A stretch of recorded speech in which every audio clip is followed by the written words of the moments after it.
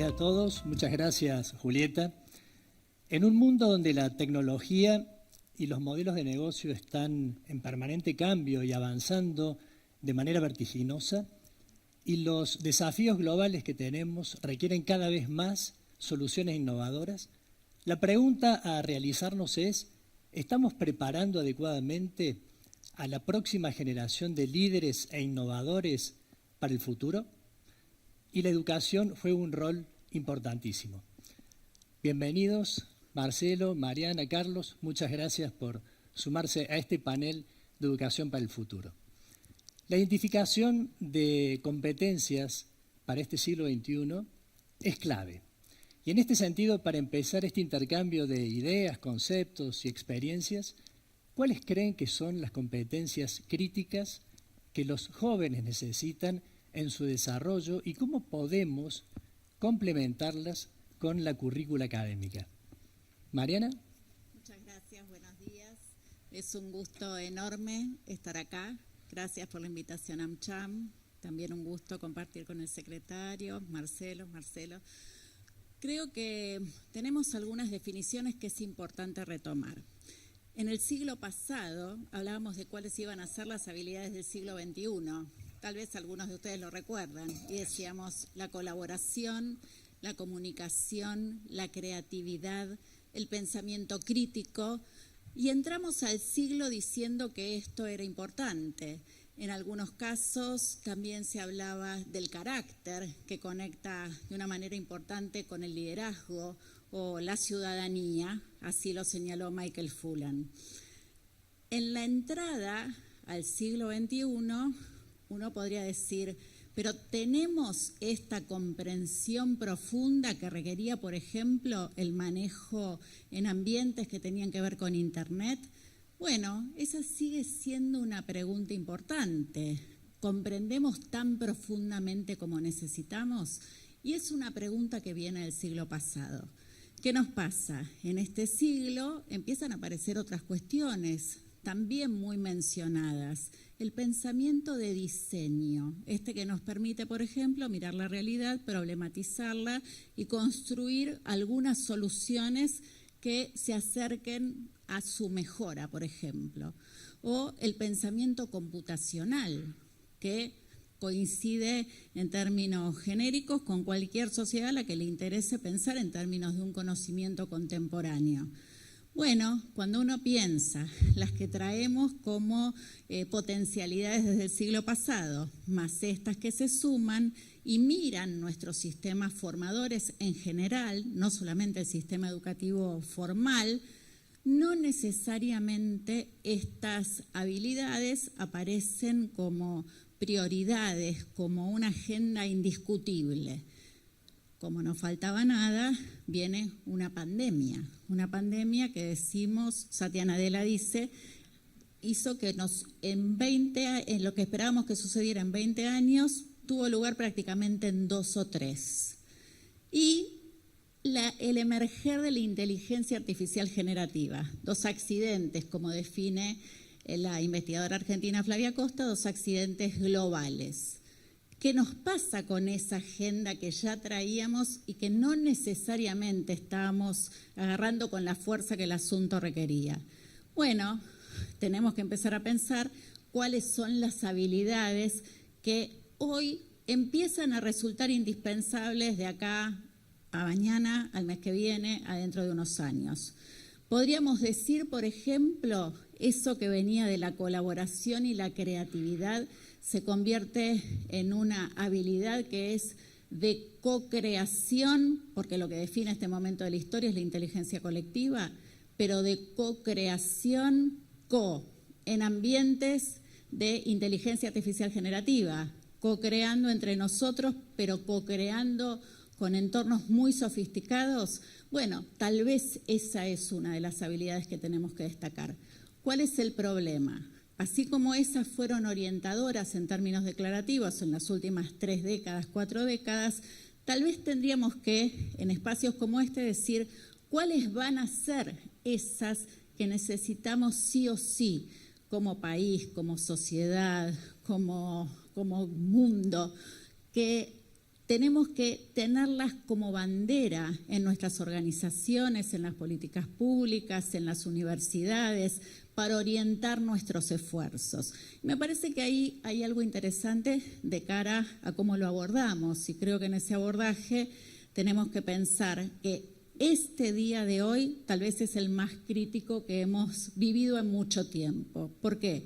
Porque la inteligencia artificial generativa todavía tiene la fuerza de lo emergente, no está tan generalizada. Es el momento ideal para atraparla, y para atraparla en escenarios de prueba, de testeo, de formación, de experimentación. Segundo, porque en términos de interfaz probablemente sea la más amigable que hemos visto en nuestra historia, porque usa en cierta forma nuestro mismo lenguaje. Porque todavía tenemos una suerte de expertise que nos permite ver a dónde están los sesgos y ser nosotros quienes los reconozcamos y digamos, no, por acá no es, acá hay un error, acá hay un patrón funcionando que no es el que más me gusta. Tema clave de los docentes. Y además, por lo que implica en términos de la formación, un hackeo central a la evaluación. Todo lo que hasta ahora hicimos en materia de evaluación está, desde mi punto de vista, en una situación de hackeo. Es hoy el momento para empezar a poner manos en la masa y experimentar. Muchas gracias, Mariana. Empatizar con el contexto, por un lado, y que el nombre del juego sea co-crear. Carlos, perdón, ¿sí? Co-crear con inteligencia artificial. Así es, tal cual. Muchas gracias. Carlos.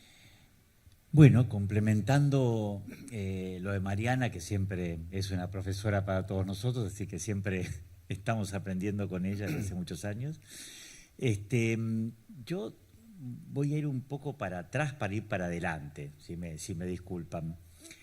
Hay un gran filósofo de la UCA, Carlos Hebel, que se dedica, entre otras cosas, a filosofía de la educación. Me recomendaba hace un poco tiempo un libro de un francés, me acuerdo el apellido, Bellamy, no el nombre, que se llama Los desheredados, perdón.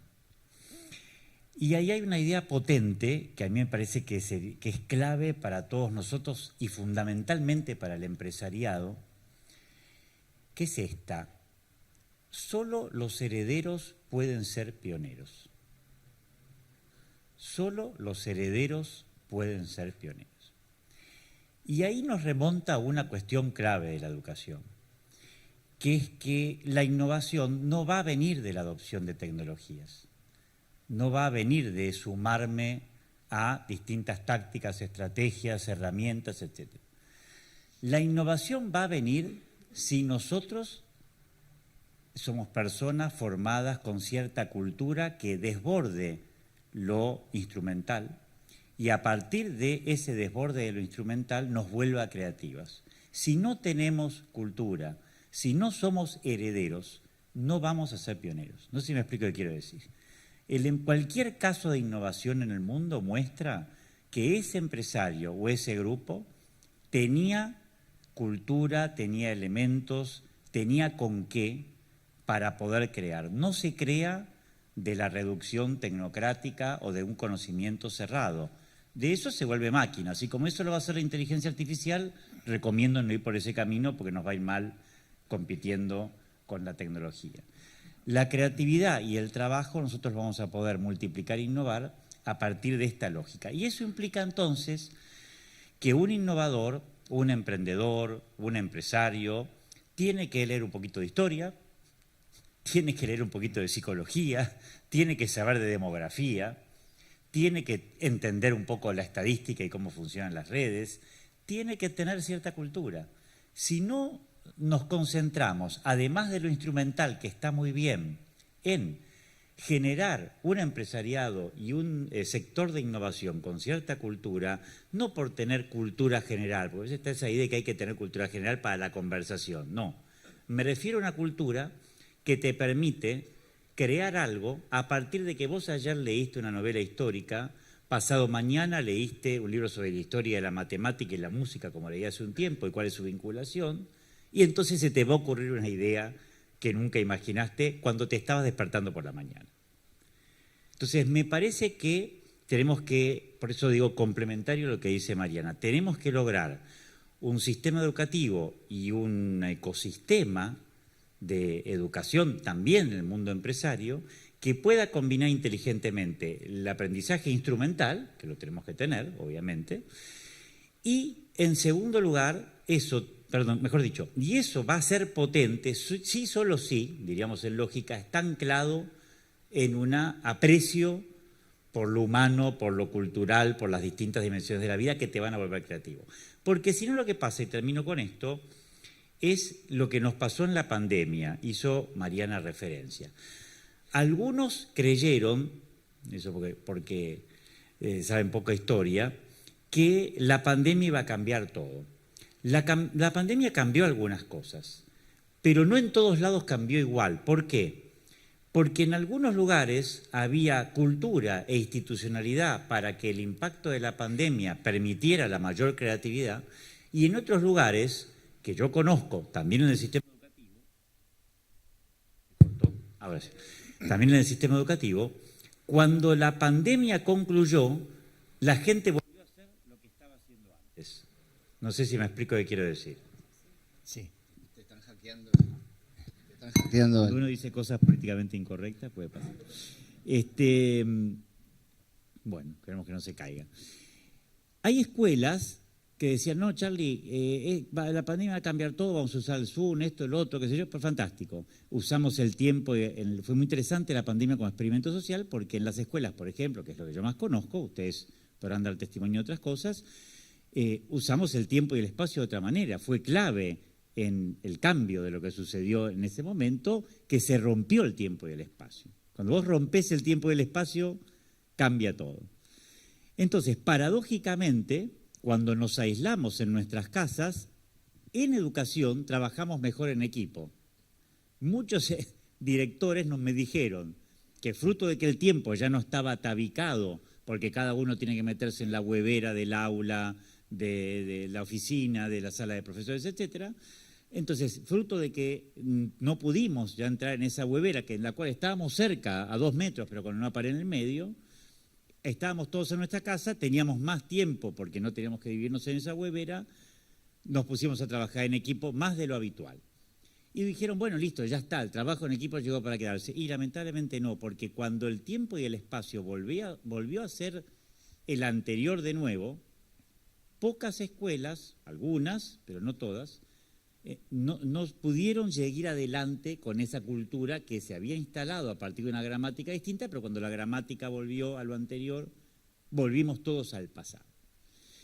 Entonces, no es la tecnología la que te va a cambiar, por supuesto, con la tecnología vas a cambiar, no es a partir, y eso requiere entonces de una cultura institucional y empresarial culta, valga la redundancia, que nos genere una dinámica distinta, que nos permita identificar las estructuras que nos limitan el cambio, y eso paradójicamente lo vamos a poder hacer recurriendo a otros momentos de la historia, a otros ámbitos de la cultura que nos van a permitir innovar. Así que yo, complementando lo de Mariana, rescataría esta otra dimensión. Muchas gracias, Carlos. Es interesante en estos momentos donde hay productos y servicios que cada vez están más comoditizados, cómo la innovación sostenible está apalancada en una cultura, ¿no? Y principalmente una cultura de innovación. Muchas gracias. Marcelo. Bueno, buenos días a todos. Bueno, un poco complementando la mirada del mercado también, nosotros desde Experis vemos que las empresas están demandando una combinación entre habilidades técnicas y habilidades blandas en los jóvenes profesionales, inclusive en los más juniors, y es por eso también que muchos pibes cuando salen de las instituciones educativas se dan contra la pared cuando se postulan a algunas vacantes porque no tienen las habilidades y los conocimientos que las empresas o el mercado está demandando. Y en un mundo donde los conocimientos técnicos cada vez tienen más corta duración, las habilidades blandas empiezan a ganar mucho más protagonismo. Justamente un par de semanas atrás hicimos una webinar en Estados Unidos desde Experis, Microsoft y IBM, y comentaban que haciendo el análisis de las publicaciones de todos los últimos 12 meses de LinkedIn, 6 de cada 10 habilidades solicitadas eran blandas. Y eso no siempre se promueve o se estudia en las instituciones educativas. Te doy 3 ejemplos cortitos. Nos preparamos durante toda nuestra carrera para ser individualistas, ¿sí? Aprobamos la materia, aprobamos los finales, yo voy avanzando independientemente de lo que va pasando alrededor, digamos, de mi grupo. Y recién lo hablamos, cuando voy a las empresas, lo que necesito es trabajar en equipo, colaborar, escuchamos acá, lo hacemos entre todos o no sale, y ese tipo de frases que no se vienen, digamos, entrenando desde temprano. O número 2, que un poco lo mencionábamos antes, también aprendo en compartimentos estancos. En general tengo las materias y salvo muy pocas excepciones o inclusive docentes que logran, digamos, interrelacionar, se estudia siempre en compartimentos estancos. Sin embargo, para la innovación, sobre todo, pero también para lograr un pensamiento analítico, poder tener habilidades de resolución de problemas, necesitamos ir tomando diferentes temas y poder interconectarlos, como decíamos antes, y también, digamos, tener o una mirada global o una mirada cross para poder generar nuevas soluciones.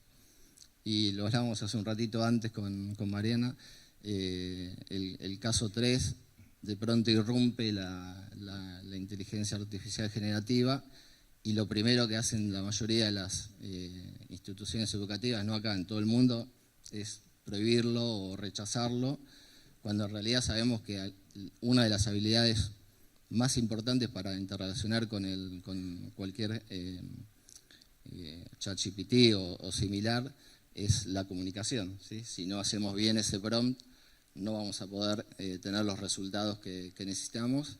Y por otro lado, vemos los resultados y tenemos que estar seguros que lo que nos tira digamos, ese resultante es algo razonable. Entonces, digamos, no siempre las instituciones educativas van acompañando. Yo creo que lo que necesitamos justamente es instituciones educativas conectadas con el mundo empresarial, con las diferentes cámaras, pero también la posibilidad de ser ágiles a la hora de poder incorporar o sacar currícula. Y un ejemplo para terminar, yo soy también docente de una institución educativa, y hace un par de años, mirando lo que el mercado estaba demandando y solicitando, lo que hicimos es, bueno, encaramos el cambio de la currícula. Ese cambio nos llevó como 2 años por lo menos.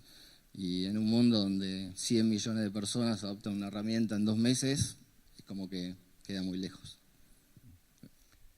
Muchas gracias, Marcelo. Interesante, si uno toma las principales competencias del Foro Económico Mundial, el 50% tiene que ver con las habilidades blandas y relacionadas con la innovación. Muchas gracias. Pasando a otro tema, con la evolución del conocimiento, esto hace que nosotros tengamos una actitud de aprendices permanente, de estar capacitándonos y aprendiendo a lo largo de toda la vida. El lifelong learning, que le dicen. ¿Cómo consideran, cómo podemos promover una cultura de aprendizaje permanente, un aprendizaje continuo en las organizaciones y en las instituciones, de forma tal de poder acompañar a los estudiantes en este proceso de adaptarse a los nuevos cambios sociales y a los cambios tecnológicos? ¿Marcelo? Bueno, lo primero que podríamos hacer es cambiar la palabra carrera universitaria por maratón universitaria. Así ya vamos dando la idea de que esto viene para rato, porque si nos queremos mantener competitivos en este mundo que es tan cambiante y desafiante, no nos va a quedar otra que estudiar durante toda la vida. Y además involucrarnos mucho más. Antes por ahí se dejaba el Estado como, digamos, la educación como digamos, responsabilidad principal, por ahí con la seguridad o la salud, pero ahora nos tenemos que involucrar más desde el lado de las empresas y también los individuos. y las empresas, porque si quieren tener una fuerza laboral competitiva, no solo para hoy, sino pensando en el mañana, no les va a quedar otra que ser, digamos, principales protagonistas e ir viendo cómo entrenar a su fuerza laboral y los individuos, porque si nos queremos mantener competitivos en el mercado, empleables, no nos va a quedar otra que seguir estudiando. Y yo hago la comparación con, no sé, mi papá, que se recibió hace muchos años atrás, terminó una carrera y prácticamente trabajó toda su vida con ese título, digamos. Y hoy día, bueno, yo me recibí, hice 2 posgrados, una MBA y miles de cursos, y sé que sí voy a tener que seguir estudiando de por vida, porque si no, uno no va a poder estar a la altura de lo que tiene que estar. Muy bien, muchas gracias, Marcelo. Carlos. Tenés toda la razón. El desafío yo lo identifico con esta frase o esta idea o esta imagen tal vez, que es que en la cultura moderna, justamente por las limitaciones tecnológicas, limitaciones desde nosotros, pero en aquel momento un progreso, vos tenías que llevar el mundo al aula. ¿Qué era un aula? Era un lugar donde vos representabas el mundo con la tecnología que tenías. Los pizarrones, los mapas, que algunos, por supuesto ninguno vio mapas en la pared, excepto yo en esta sala, seguramente. Los mapas que traíamos, en fin, había escuelas que tenían, ¿se acuerdan? Algunos museos, bueno, depende la mayor o menor capacidad de recursos de cada escuela. Vos tenías escuelas que de alguna manera recreaban como podían, con bibliotecas, etcétera, el mundo en el aula. Y un libro, en definitiva, también, o un manual escolar, es una manera sintética, podríamos decir la internet de la época, de meter todo lo accesible en el formato que existía, que era el libro. Entonces vos convertías al aula en el mundo, traías el mundo al aula. Y ahora el cambio es al revés, justamente podríamos sintetizarlo en esta idea, ahora lo digo, de el aula como mundo al mundo como aula. Ese es el paso que hay que dar. Del aula como mundo, que era la situación previa, al mundo como aula. En donde el aula ocupa un lugar, pero ya no necesita traer el mundo, porque el mundo, en parte, no todo, lo tengo acá. Y lo tengo entero, porque antes, por más esfuerzo que hicieras, nunca ibas a tener lo que tenés hoy en un celular en ningún momento de la historia, o en otros tipos de dispositivos. Por lo tanto, vos podés usar el aula como una plataforma para ir al mundo. Yo sigo dando historia de educación argentina los viernes por la tarde, bueno, en el primer semestre, y una cosa que empecé hace unos años, fruto de un cambio de modelo pedagógico que iniciamos en la UCA, es que doy historia de educación argentina en los lugares donde la historia sucedió. Estando en la UCA, estoy cerca del centro de Buenos Aires, entonces vamos al convento de San Francisco, habitamos cada lugar y desarrollamos una dinámica que te permite usar el mundo como aula. No sé si me explico qué quiero decir. Pongo este ejemplo para que se vea que aún con una materia que uno diría, ¿qué tiene de actual? Podemos generar esa dinámica del mundo como aula. Y eso va al punto que vos señalaste, que es que efectivamente nosotros tenemos un desafío muy grande porque las escuelas de alguna manera recrearon ese mundo, lo protegieron, lo encerraron, podríamos decir, tenían esa función en la cultura moderna, eso era consistente hasta con la economía de la época, con la industrialización, etcétera, y eso ya no sirve más, claramente, porque el mundo hoy es interconexión, también antes lo era, pero ahora lo es de otra manera y con otra simultaneidad, etcétera. Por lo tanto, el desafío de la escuela está en cómo hacer esta doble combinación, que básicamente, para mí, dicho muy bruto, consiste en esto. Tenemos que trabajar juntos para actuar una tragedia griega, porque eso es clave, la gente tiene que vivir esas emociones que van a suscitar luego las habilidades blandas, llamadas hoy, pero tenemos que hacerlo no solo con talleres a veces medio superfluos, lo tenemos que hacer visitando los grandes dramas de la humanidad. Entonces, cuando nosotros tenemos docentes, en la Escuela Roca hay un ejemplo claro. Ustedes vieron la Escuela Roca de Campana, es una lindísima escuela que está allí.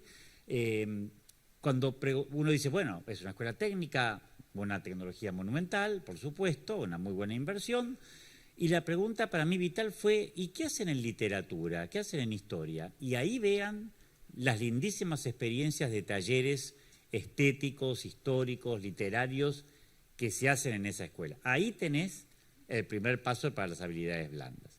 Y simultáneamente entonces la lógica de una escuela convertida en taller. Hoy la escuela, para que cumpla ese rol, tiene que ser un taller.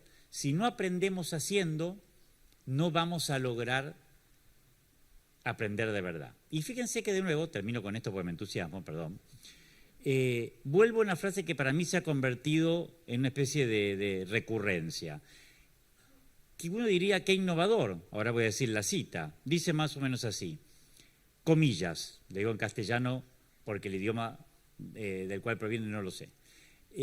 Lo que hay que hacer después de haber aprendido, lo aprendemos haciéndolo. Lo que hay que hacer después de haber aprendido, lo aprendemos haciéndolo. ¿Quién lo dijo? Aristóteles, en la Ética Nicómaco. Y uno se cree muy innovador porque habla del aprendizaje activo. Tiene 2.500 años. O sea, nos perdimos la novedad hace 2.500 años y la estamos reinventando ahora que ya estaba. ¿Por qué? Por no leer. Entonces, para aprender hay que hacer, también en filosofía, también en arte, también en literatura, etc. Eso va a permitir lo que ustedes necesitan. Si tenemos una persona culta, no por culturosa, porque haya experimentado afectiva e intelectualmente distintas dimensiones de la vida y las haya podido hacer, experimentar, si eso lo logramos, junto con el complemento técnico y la actualización de conocimientos, van a ver que vamos a lograr formar gente absolutamente capacitada, por demás, para el mercado y para el mundo laboral. Muchas gracias, Carlos. Interesante cómo va evolucionando el aprendizaje 1.0, 2.0, 3.0 hoy y cómo de repente el aprender es un proceso, mientras que el conocer es un momento. Creo que hay que instalar, como sociedad necesitamos instalar la idea de que el aprendizaje para toda la vida es un deber ser, es algo que nos da orientación. Me parece que las universidades, en la línea que planteaba Marcelo, hemos por lo menos encontrado un camino. Uno termina la carrera universitaria y si quiere seguir en el sistema universitario, en el sistema científico, en el sistema productivo, desde esa perspectiva tiene programas de actualización, carreras de especialización, maestrías, doctorado, postdoc y así. Creo que las empresas hoy empiezan a hacer frente a sus necesidades esta comprensión. Hay que tener una currícula, esa currícula tiene que tener ciertos estadios conectada con ciertas certificaciones. Creo que lo que nos falta probablemente es encontrar ciertos hubs de articulación para que cualquier persona en la organización en la que trabaje sepa que hay un camino posible y que está a su disposición y que tiene un sentido y que puede ser acompañado. En el caso, por ejemplo, de LinkedIn, funciona como un articulador desde el punto de vista de la persona. Hay otros que empiezan a tener un sentido de comunidad, como GitHub. Creo que nosotros podríamos hacer, y mucha gente acá está trabajando en este sentido, una declaración en términos de el aprendizaje continuo puede ser una marca país, por ejemplo, una marca de este país. Ahora bien, eso conectado con una agenda donde todos estemos de acuerdo, volviendo a la pregunta anterior, ¿cuáles son los desafíos en términos cognitivos, en términos de liderazgo, en términos de inteligencia colectiva, que nos van a llevar al próximo nivel? Y creo que, considerando además que está el secretario acá, hay un menú posible que funcione como agenda, que funcione como articulador y que dé sentido a muchos esfuerzos que hoy se beneficiarían ampliamente de tener mejores sinergias. Muchas gracias, Marcela.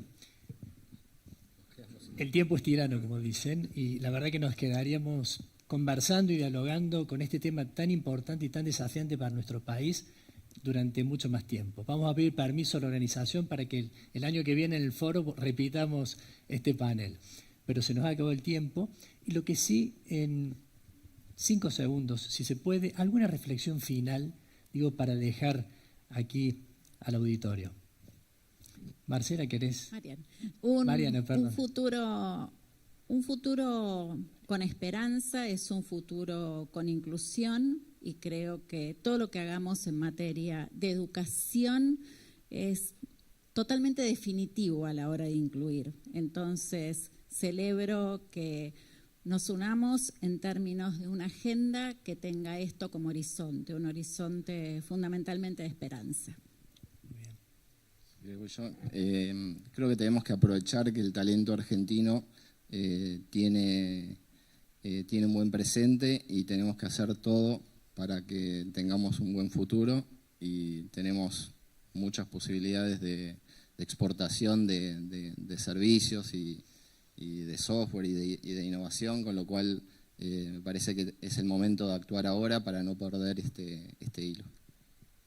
Muchas gracias, Marcelo. Carlos. Toda institución hoy, toda, tiene que ser una comunidad de aprendizaje.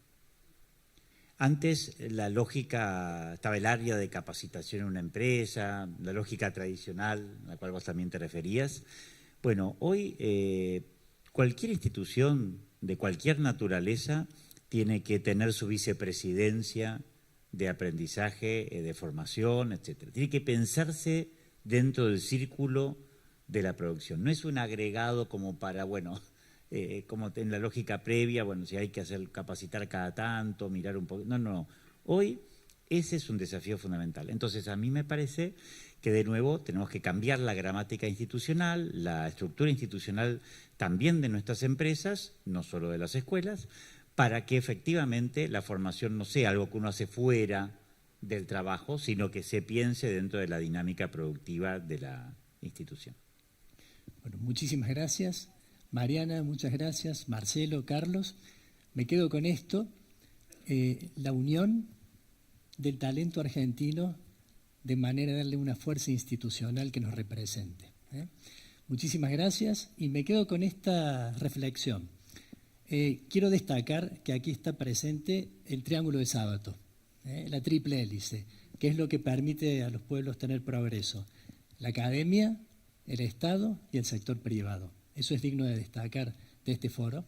Y por otro lado, como decía Paulo Freire, no es la educación quien va a cambiar al mundo, sino la educación va a cambiar a las personas que vamos a cambiar el mundo. Muchísimas gracias.